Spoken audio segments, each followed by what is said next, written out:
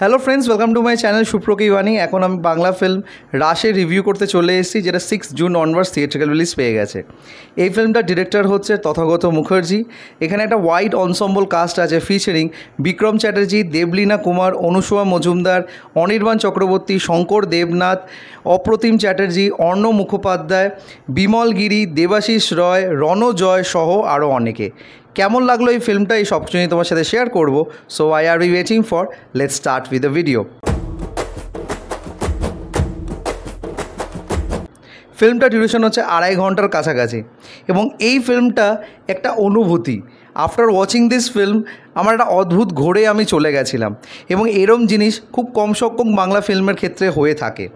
এবং এই ফিল্মটা রিলিজ হওয়ার আগে থেকে অনেক কিছু কথাবার্তা মেকার্সরা প্রমিস করছিল, এবং যেইভাবে ট্রেলার বা টিজারটা আমাদের কাছে আনা হচ্ছিল, আমরা সকলেই বুঝতে পারছিলাম এখানে একটা যৌথ পরিবারের গল্প বলা হচ্ছে, যেখানে বিক্রম চ্যাটার্জির চরিত্রটা তার পরিবারকে ভীষণভাবে মিস করে, এবং সেই পরিবারের কাছে যখন ফেরত আসে অনেক বছর পরে, সেখানে পরিবেশের সাথে কীভাবে সে একত্র হয় এবং সে কেন সেই পরিবার থেকে দূরে চলে গেছে, সেই সব সম্পর্কে তোমাদেরকে গল্প বলা হবে।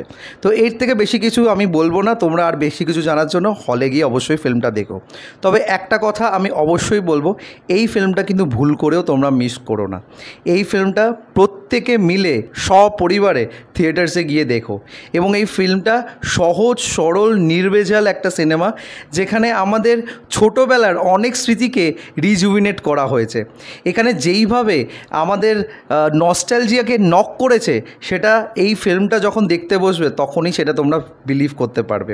এবং আজকালকার সমাজে সত্যি আমরা যেইভাবে র্যাট রেসের মধ্যে ঢুকে গেছি, বা শহর কেন্দ্রিক যে চাকরি জীবনে আমরা আছি, আমরা কখনোই ফ্যামিলি ভ্যালুস, কালচার্স এগুলোকে অতটা বেশি প্রাধান্য দিই না।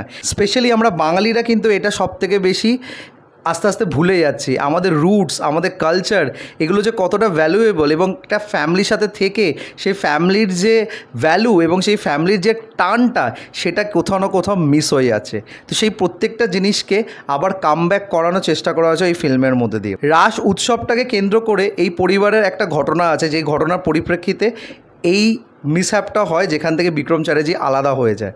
আবার সেখানে সে কামব্যাক করে, এবং সেখানে আসার পরে সে কীভাবে পরিবারের প্রত্যেকটা মানুষের সাথে আস্তে আস্তে একটা মায়ার জালে বেঁধে যায়, এবং সেই মায়ার জালটা শুধু সম্পর্কের নয়, সেখানে একটা অদ্ভুত মান অভিমানের খেলাও আছে।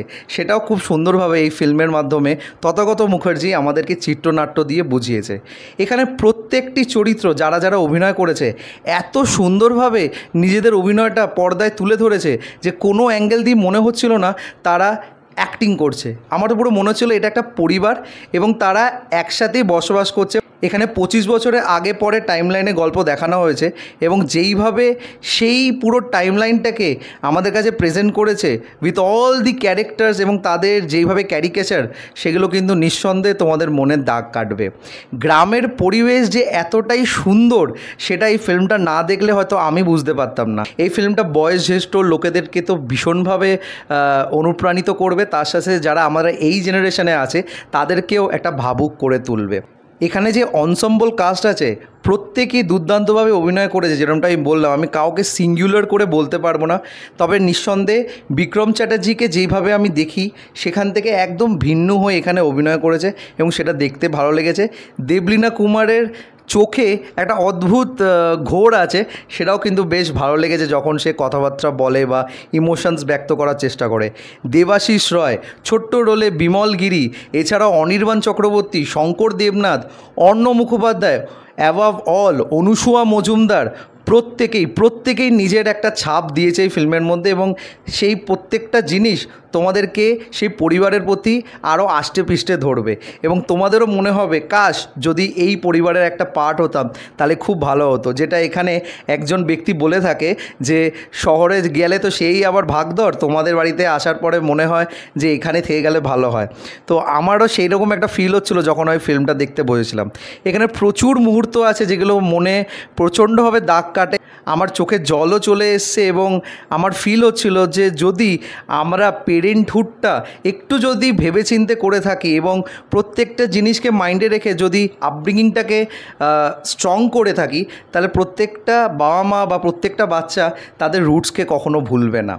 এখানে যে গানগুলো পিকচারাইজেশন হয়েছে সেগুলোও কিন্তু একদম মাটির গান, রবীন্দ্রসঙ্গীত, নজরুল গীতি, ফোক সং, প্রত্যেকটা জিনিসকে এখানে ছোঁয়া হয়েছে।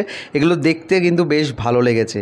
অ্যাবভ অল এই যে রাসযাত্রার যে উৎসবটা রাধা কৃষ্ণর, সেটাও মেটাফরিক্যালি বিক্রম চ্যাটার্জি অ্যান্ড দেবলীনা কুমারের চরিত্রের মাধ্যম দিয়ে যে বোঝানো হয়েছে যে রাধা ওয়েট করছিল কৃষ্ণর জন্য কবে আসবে, এবং সেই যে মানিকপুর গ্রামটা এখানে একটা বৃন্দাবনের জায়গা করে তুলেছে সেটা মেটাফরিক্যালি, সেই জিনিসটাও কিন্তু বেশ মনে ধরেছে আমার। এটা আমার পার্সোনালি মনে হয়েছে যে এই জিনিসটাও এই ফিল্মটা দ্বারা ব্যক্ত করা হয়েছে।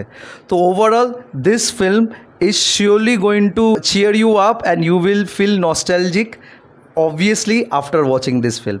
তাই আমি বলবো কেউ আর সময় নষ্ট না করে সব পরিবারে এই ফিল্মটা হলে দেখতে যাও। এই ফিল্মটা লিটারেলি এই বছরে one of the best film বাংলার তরফ থেকে এসছে, এইটুকুন আমি বলতে পারি। তো তোমরা যারা যারা দেখে নিয়েছো প্লিজ কমেন্ট করে জানিও তোমাদের কেমন লেগেছে। আমার যদি রিভিউটা ভালো লেগে থাকে don't forget to like, share and subscribe my channel. আমার সাথে জুড়ে থাকার জন্য আমাকে ইনস্টাগ্রামে ফলো করতে পারো, ইনস্টাগ্রাম হ্যান্ডেল হলো সুপ্র09bit2। এছাড়াও তোমরা আমাকে ফেসবুক পেজেও ফলো করে নিতে পারো, ফেসবুক পেজের নাম হলো সুপ্র কি মানি। Till then stay tuned.